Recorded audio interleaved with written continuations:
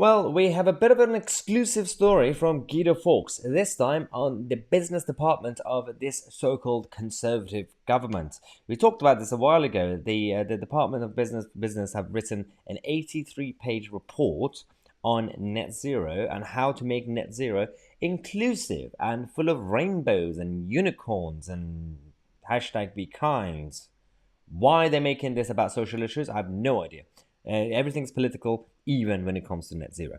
So Guido has discovered with the Freedom of Information request that this report, 83-page report, cost us £86,000 for a few pages of paper.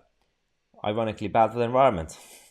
£86,000 of taxpayers' money wasted on a report that talks about social diversity around environmental policies. So some of you might say, well, yeah, that matters. Yeah, of course, environment involves societal issues. Yeah, but just wait until you find out what they actually talk about. This 83-page report talks about, for example, part of the paragraph that we have is women may be more likely to undertake tasks including laundry or cooking. Women often engage in more energy-intensive activities within the home relative to men, and be almost the sole users of some energy-intensive technologies. I'm not really sure where they're going with this, but it's quite interesting. The perception that high-tech products are in a man's domain may mean that women may be left out from decisions around technologies. So, do you really assume that governmental centralized policies on, climate and tech and all this, making green cars and green this and green that, you're not really going to get the actual electorate involved in those decisions anyway, whether they're men or women? This report assumes that, well, the men who are going to work to the office, basically all women are staying at home at this point. We've gone back to the 50s. So the men who are going to work, they're the ones making the decision on the electric cost. That's not how society works. You're already making things centralized anyway from Westminster. Men or women, neither of them actually have any say, because you're doing it. The bureaucrats in civil service who are wasting £86,000 of our money to write nonsensical reports, you're doing it on our behalf anyway.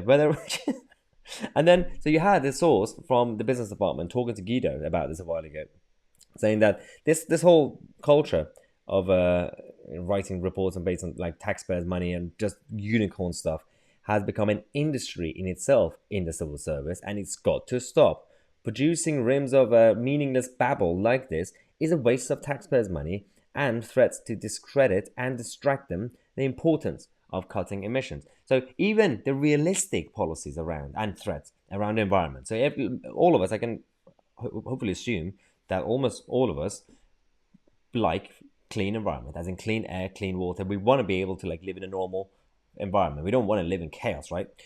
There's a difference between being pro-environment and being pro-militant, centralized, neoliberal, globalist, net zero agenda. There's two massive different things.